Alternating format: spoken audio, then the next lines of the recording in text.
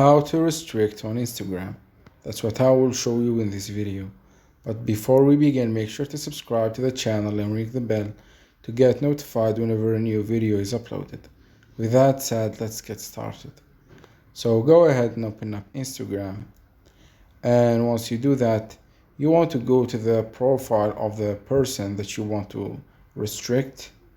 Say, for example, this one right here. And once you're there, you need to click on the three dots at the top right corner of the screen, and from the given menu list, click on restrict. And once you do that, the person will be restricted, and it will give you a pop-up window that tells you what will happen now since you restrict this person. And yeah, that's it. So that was it for this video. That's how you can restrict people on Instagram. If you have any questions, please leave them in the comment section down below. With that said, see you in the next video.